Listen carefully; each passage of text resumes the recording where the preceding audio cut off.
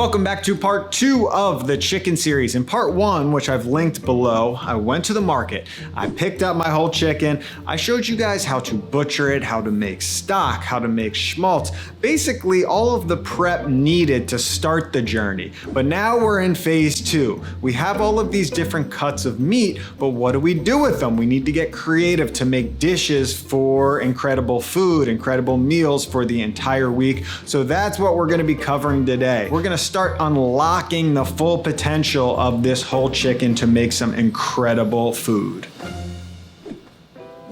So in part 1, I went to the farmer's market. I got the chicken and just a bunch of fresh produce. Today I gotta go to the grocery store and fill in the pieces, more of the pantry stuff that I couldn't get at the farmer's market, and that's normally how I shop. I get the fresh stuff that's in season first, that's local, and then fill in the pieces at the grocery store.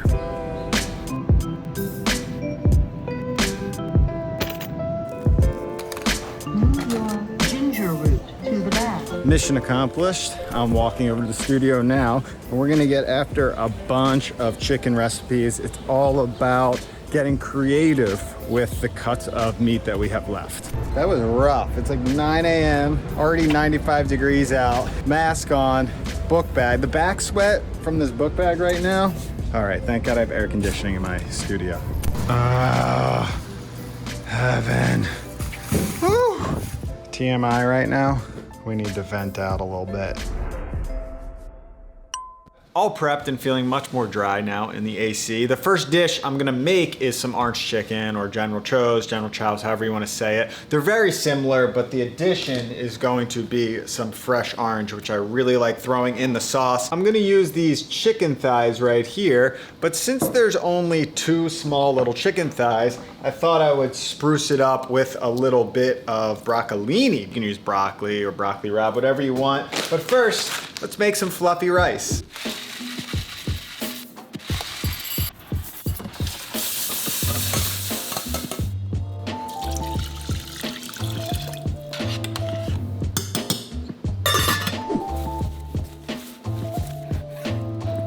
So there are a ton of different techniques to properly crispify your chicken. I'm using my favorite technique of all time, which is a slurry. It takes advantage of cornstarch, and we only have a little bit of cornstarch here. And a slurry is great because you don't have to bread each piece. You just make one slurry, you put the chicken in there, and you're good to go. So I'm hoping that this is enough. I did reserve a little bit of cornstarch for the sauce, which we need to thicken that as well.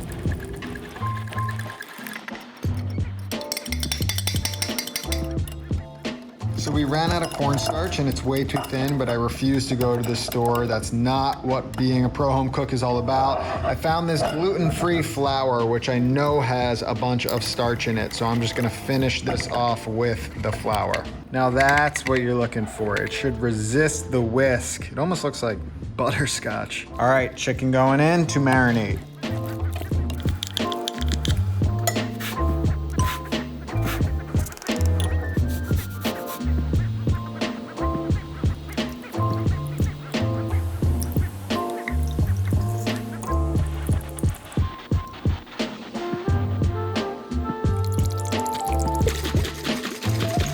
There are no recipes here at Pro Home Cooks. You look at recipes for ratios, for inspiration, then you learn them and you move on and you freestyle, which is what I did here. This is my base, but the most important element to this sauce, you pretty much can use any ingredients in here, but that tablespoon of cornstarch that I saved, it's gotta go in there because that's what's gonna make this sauce nice and thick, like you see in a Chinese restaurant. I saw someone comment in on part 1 and they said, you know, whole chicken doesn't necessarily make sense for me because I have recipes like Chipotle marinated chicken that use 10 chicken thighs, and I totally understand that, but I do want to break down that mindset a bit and go back to the way things used to be where you would just have to use the whole animal. You didn't just have, 20 chicken breasts to choose from. I only have 2 chicken thighs for this orange chicken, which really isn't that much, but that's totally fine. It doesn't have to be all chicken. We can add other things like this broccolini, which I'm gonna blanch right now.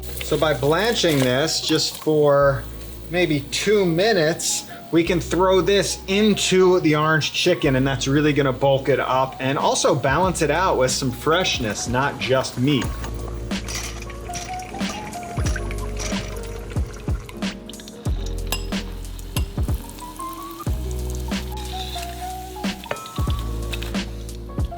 So these look fantastic, but they're a little soft because I cooked them at a low temperature. I do want to twice fry them to get them nice and crispy. We're going high heat on this and just blast these into crispy oblivion.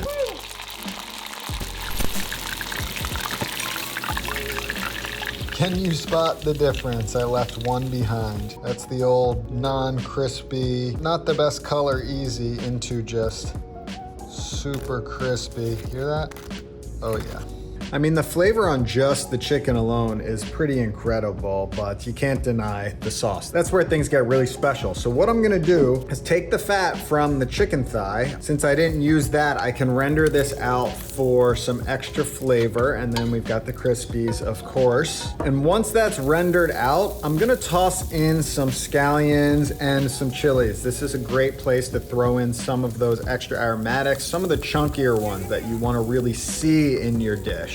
And then when those are sauteed down a bit, you just dump in that sauce and you're gonna see an instantaneous transformation from just a liquid to a sauce because of that cornstarch. And you just wanna cook it down a little bit longer to really bring those flavors together and cook out some of the rawness of that ginger. And then you can dump in some broccoli, you can dump in your chicken, and we've got something special.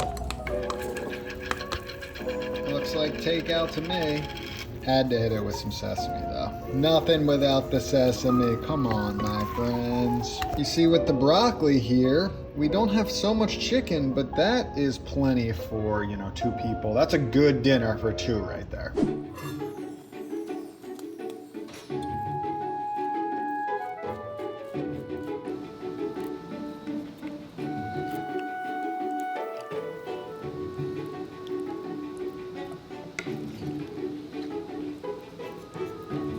Okay, I waited way too long to eat this because I had to take the thumbnail, but for the good of people clicking this video, it won't be as piping hot as I wanted it to be. Sometimes things do taste better when you wait though. You gotta use the dark meat for this dish. You can't use chicken breast. So juicy with the chicken thigh. Love switching back between the broccoli and the chicken. You could throw more veggies in here, but that balance is great. And I love the orange flavor of this. It's really coming through. Great dish, really fun for a date night if you're staying in, or just a really good dinner for 2. But we're moving on to something a little more substantial, something that you can cook on a Sunday, on a weekend, that will feed you throughout the entire week.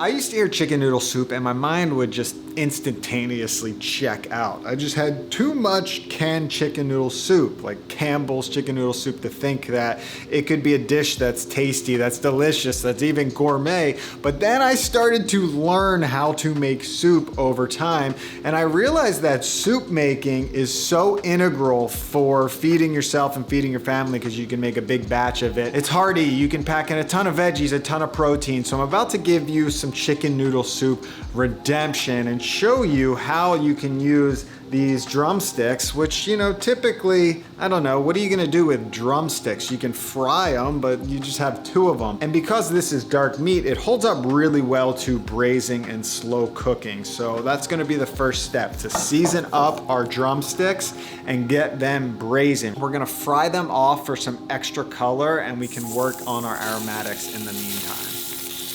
So I'm gonna let you in on a little secret, which is the key to success when you're making a soup or a stew or you're braising something, and it's all about the base aromatics and cooking them properly. But what people don't tell you is that you can use whatever you want. So you've probably seen recipes or videos where they talk about sofrito or mirepoix or Holy Trinity. These are different versions, different combinations of ingredients from just different regions around the world. And the truth is, just use what what you have. Use what's in season, use what inspires you in the market for the best results. So for me, I've got a fennel right here. This works great as an aromatic. Onion, of course, classic, and carrots are pretty classic. And then I will also add in some garlic as well. And this combination right here, not classic at all, but all of these ingredients can hold up to a long cooking process. And also when you slow cook them over time, you're going to unlock so much potential, so much flavor, and that is the key to your soup. It's cooking these aromatics very slowly to unlock the potential, which will then flavor blast your final soup. So just make sure when you're chopping up everything, they're just equal sizes. That's really all you have to worry about. And the garlic, I'm just gonna dice up nice and fine, and I'll hold that off to about halfway through the cooking process because it is a little more delicate. All right, these are looking beautiful. We're gonna remove those, reserve those for a bit. Now the schmaltz is in here, but we need a lot of fat to make sure those veggies really get a nice sweat. Without that, the veggies are just gonna dry out and you're not gonna get the flavor you want. Here go my veggies. Now I'm gonna turn the heat down to a medium low. Get that mix. We're gonna add a good bit of salt, which is gonna help encourage this process by drawing out the moisture. And now it's all about time. First, we're gonna sweat out the moisture from these veggies, and then over time, we're gonna bring out the sugars and really intensify the flavors. I would call that phase one. A lot of people stop right here and they add the rest of the ingredients. We're not even close to Flavor Town yet, but we are ready for the garlic. So we'll add that, and we'll keep cooking. It's been about 15 minutes. We need at least another 15 minutes. While the base is cooking, we can talk about the rest of the soup. And a lot of people will just add their stock, add their chicken, add their noodles, boom, they're done. But for me, that's boring. That's a standard boring chicken noodle soup right there. You now have the ability to get a little funky with it, add some more texture, some more flavor, and that's what we're gonna do. So I have a cauliflower here. I'm gonna add that because, come on, look at that beauty right there. I've got some fresh corn, which is great in soup, adds such good texture, and then just a little bit of fresh parsley to just brighten it up at the end. But the key is adding these at the right time, because if we just added it all together and cooked it, it would be mush and all the flavors would just combine into one. We don't want that. We want to retain some texture in this corn so it's different than just the mushiness that's gonna be happening in that pot right now. So I'm gonna prep all these ingredients, just chop the cauliflower into bite-sized pieces, cut the corn right off the husk, and then just rough chop some parsley, and I'll show you what we're gonna do with those when the base is ready to go. Now, you see, this is about phase two right here. We're 30 minutes in, looking so much better, but I'm still gonna go maybe 5 or 10 minutes longer. All right, 35 minutes total. That's what I'm talking about. And you gotta just try this to understand. Wow, transformation of those ingredients. So much sweetness, even the fennel. Fennel on its own raw is good, but you would never know it was that sweet when it's cooked down. So we are ready to move on. So we'll dump back in our chicken. That can slow cook in there. Make sure you get that juice. That's flavor. Now here's the chicken stock from part one. We're gonna add some of that. You don't need it. There's chicken flavor coming off the actual chicken pieces, but this is gonna be that extra boost. And then I do like diluting this with water as well, because you don't need so much chicken flavor, just, you know, a good bit. So I'm gonna put the lid on that and just slow cook it until that chicken is fall apart tender. All right, we should be good here. Let's check this chicken. Oh my God, disintegrating off the bone. Wow, look at that. That's what you want. And of course, if you don't have meat in there, you don't have to cook it as long. I just really wanted to break down the chicken so it's nice and tender and falling apart like this. So I'm just gonna pull some of that chicken to make sure it's broken up. Oops, almost forgot that entire bone. And I had the heat on pretty high, so the base is creamy because it emulsified with all of the fat in there. Now, another pro tip for soup, and you really got to nail this down, is making sure you add things at the right time. So the corn and cauliflower just went in. I don't need to cook it that long because I don't want just one mushy substance. That is basic soup. This is not basic soup. It's going to have texture. So I'll just cook that around maybe 7 to 10 minutes. And you know what else cooks for 7 to 10 minutes? Noodle skis. These are just noodles from the pantry. You can use whatever you want for chicken noodle soup. The key is just adding carbs to this. So I'll add these as well, and by the time the veggies are cooked, these should be perfectly tender. Look at that. Yeah, so now the noodles are perfectly cooked through. It took about 10 minutes. So we have texture, we've got non-mushy noodles. All we need is a little salt, pepper, and shebang. Color, and a little bit of fresh kick right there.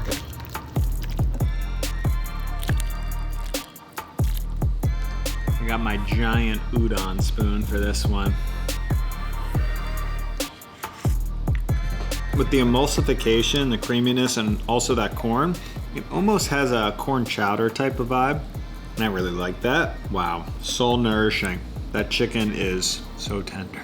Just a great use for drumsticks, especially when you only have 2 of them. You're not gonna make fried chicken with just 2 drumsticks, so I love that. No joke, I made this for my wife maybe 3 times a week after she had our baby, just for recovery, and it helps so much. This is truly a nourishing meal with the homemade stock, with all those veggies, with all that love you're putting into it. And I'm happy I can show you these dishes, and of course, you know, you gotta balance it out on YouTube. I got the sexy dish with the orange chicken. It's hard to make videos just about chicken noodle soup, but that's the beauty of this series. This is really what being a pro home cook looks like, is making soups, making stews that can really extend throughout the week and nourish you, nourish your family, your friends, whoever it is you're cooking for. So I hope you enjoyed the video. Make sure you check out part 1 and part 3. Well, that's coming very soon.